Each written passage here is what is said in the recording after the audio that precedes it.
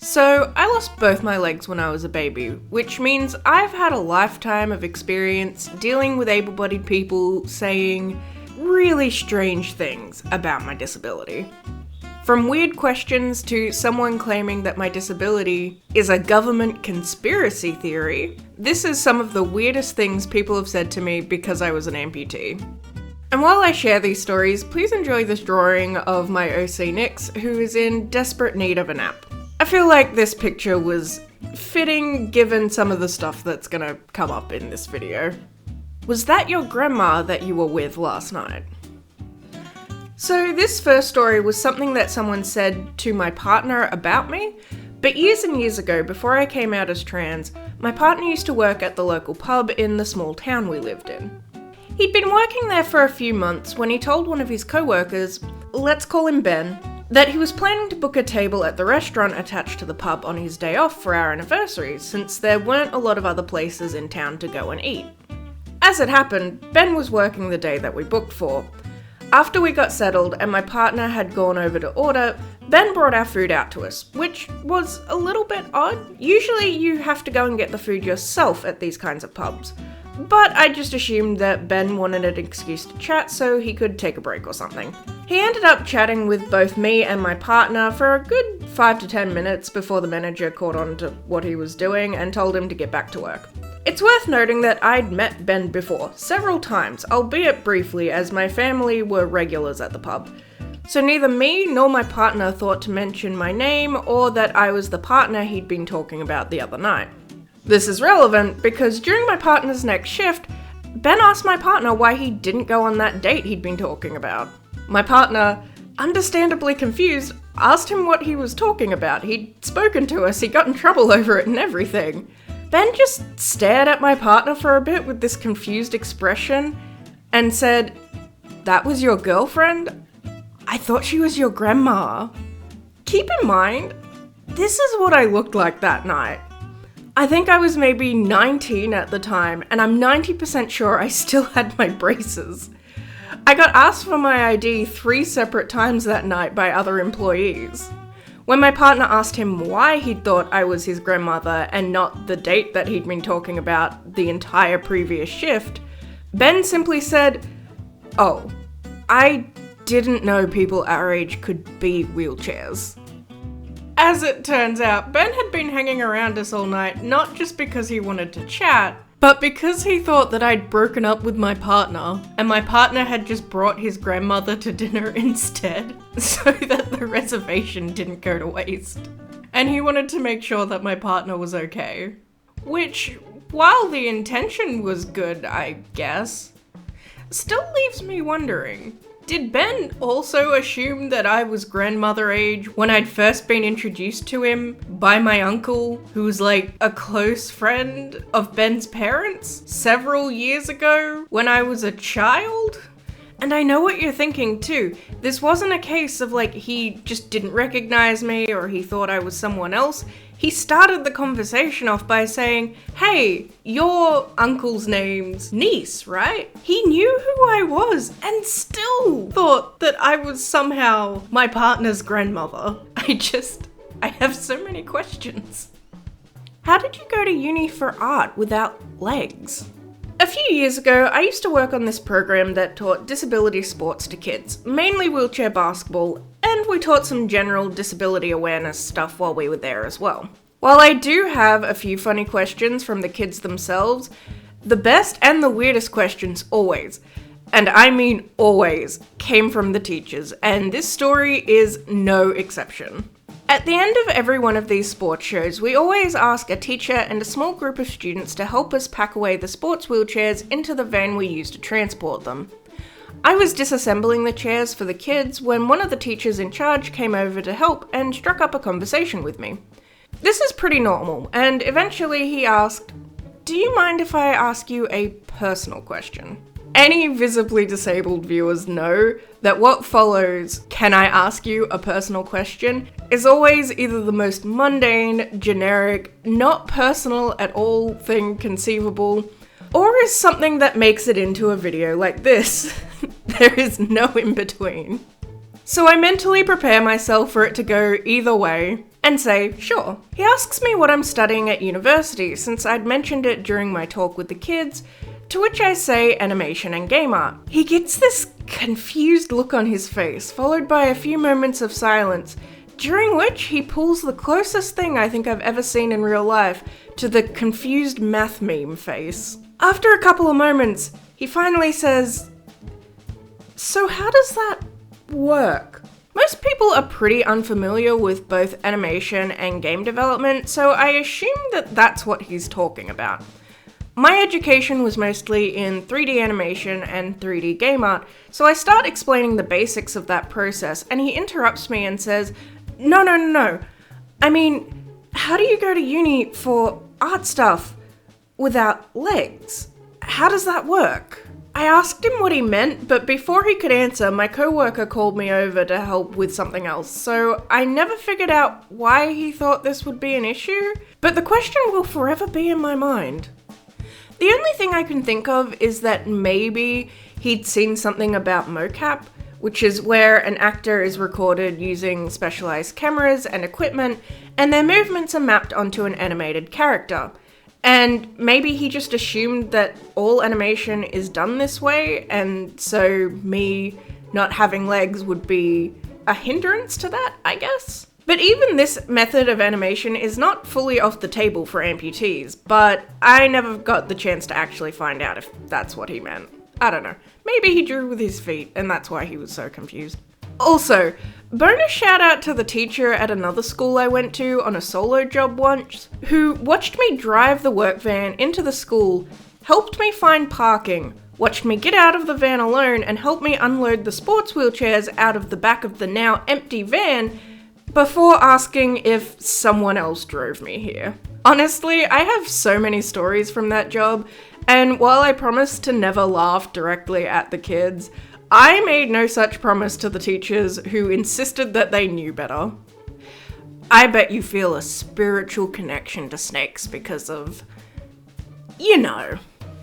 Oh, now we're getting into the really interesting ones. So in Year 10 in Australian schools, we do something called work experience, which is where you pick a career you're interested in and work for a company in that industry for a week, kind of like an internship. Most kids pick a local business. A few of my friends went and worked for the local butcher and bakery, a few volunteered at local animal shelters, or did a week of apprenticeships at the local mechanics. I, on the other hand, had other plans. I couldn't do work experience in my chosen career field, animation, because at the time the studios just couldn't risk kids leaking stuff. So instead I applied to do work experience at my backup careers industry, zookeeping. My cousin had done his work experience at Taronga Zoo's reptile house in Sydney a few years earlier, so I thought I'd try applying to that as well.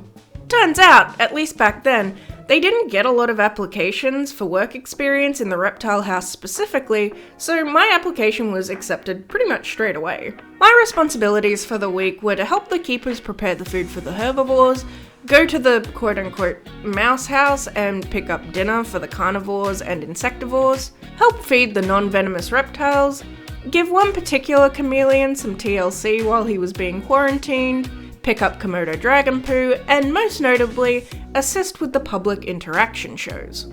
These public interaction shows were a daily event at Taronga Zoo, and I believe they still are. Their goal is to make reptiles, especially native reptiles, seem much less scary and hopefully lead to less people trying to hurt them if they encounter them in the wild. One of the keepers stands up on a stage, and if it's not too busy, a volunteer or work experience student will take some of the non-venomous snakes and lizards around to let people see them up close and give them a pet if they wanted to. It was our responsibility to not only just carry the animals around, but watch their body language for signs of discomfort and stress, and put them away if it was getting too much for them. That's exactly what ended up happening on this particular day. The python I was holding was starting to get agitated because someone had kept poking him in the face, so I decided to put him away, apologising to the crowd and explaining that he was getting stressed and we have to look after the animal's well-being first. When I came back, an older man approached me and complimented me on how I handled the situation, saying it was almost like I had some kind of spiritual connection with the snake. I laughed and said that I'd been around reptiles since I was a kid, and they're pretty easy to predict once you know what to look for. He shakes his head and says, No, I actually think you have a gift. You have a spiritual connection. I can feel it. It's probably because of, well, you know. And he points to my legs. They can sense that you're alike. I can tell you've learned how to adapt to your situation by watching them. Me, being the undiagnosed autistic child that I was, took the statement a little bit too literally, and all I could imagine was me learning to adapt to being legless by trying to do the worm everywhere instead of walking, because in my mind, in that moment, that's how snakes moved, I guess. This mental image was so distracting to me that I just kind of stared off into space. Though it probably looked like I was giving him the stink eye, because eventually he kind of just uncomfortably shuffled away. It might have also been because my mother and the keeper had noticed the interaction at this point and were making a beeline for us, but either way, I still count that as a win. That's a government conspiracy. This is actually the most recent of my stories, and it also happens to be my favourite. A couple months ago, my pet snake Nugget was not doing very well, so I decided to take him to the vet. Turns out he was fine, he was just being a really picky eater for a really uncomfortably long time. But while my partner and I were lining up to pay at reception, I was approached by an older lady and her dog. I was actually the one that struck up the conversation with her because her dog seemed really interested in my wheelchair, so I asked if I could give him a pet and let him check my chair out. She agreed, and while the dog was sniffing around me, she and I started chatting, and eventually she asked what happened to my legs, which is a pretty common occurrence. I told her that I lost them as a baby to a disease called meningococcal. I've been told by folks overseas that outside of Australia and New Zealand, meningococcal isn't really as well known or as talked about as it is here, but here in Australia, it's one of the diseases that we vaccinate against. So most people are at least vaguely aware of what it is, mainly that it's an illness that spreads like the common cold, gives you flu-like symptoms in its early stages, causes a rash in its later stages, and, if left untreated, can kill you in 24 hours. Pretty nasty stuff. For a few years before COVID, there was a pretty big push from the government to better educate the public about meningococcal. So it's very common to see posters and pamphlets at your local doctor's offices and hospitals about meningococcal here. After the rise of anti-vaxxers during COVID, however, there has been a massive influx of people who simply don't believe meningococcal is real. And as I was about to discover, this lady was one of them. You know, meningococcal isn't real, right? It's a government conspiracy. That's a pretty odd response to hearing that someone lost their legs from meningococcal. Someone who is currently sitting in front of you. So after a moment, I asked her why she thought that. Probably against my better judgment, honestly. Well, think about it. You didn't see it 20 years ago. At this point, I was getting a little bit uncomfortable, so I tried to make a joke. Well, I'm 27, and I got it when I was less than a year old, so considering what it did to my legs and my entire body, I definitely heard about it 20 years ago. Unsurprisingly, she wasn't really having it. I went on to try and explain that because of how fast meningococcal kills, it was really common until pretty recently that people would die before the doctors could even figure out what was going on. So we didn't start hearing about it much until people actually started surviving it, though there were still a few reported cases from as far back as the 1600s. The lady simply shook her head and said that not only had I been lied to, my amputations probably weren't even necessary, and that they'd mutilated me just so that my parents would help spread the lie too. At this point, honestly, I was just kind of dumbfounded and had no idea what to say in response to that. Thankfully, the receptionist who'd been listening in on the conversation was just as baffled as I was by the whole thing, and realized the lady was getting aggravated, so she let me cut to the front of the line so I could pay and get away from the conversation.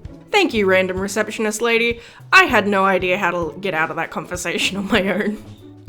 So yeah, I hope you enjoyed my little stories. I have a lot more of them I could tell, but I feel like these were the funniest and the least likely to get me into trouble with YouTube.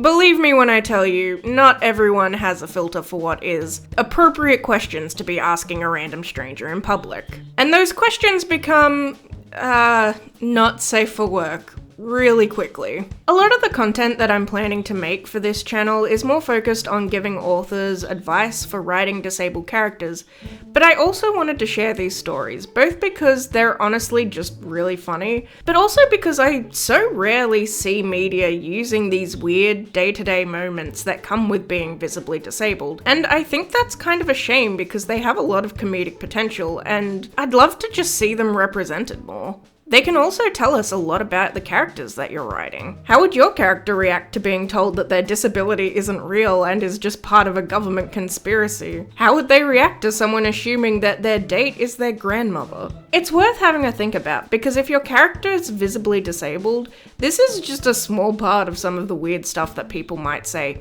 completely unprompted. Anyway, I hope you enjoyed these stories, and hopefully I'll see you next time.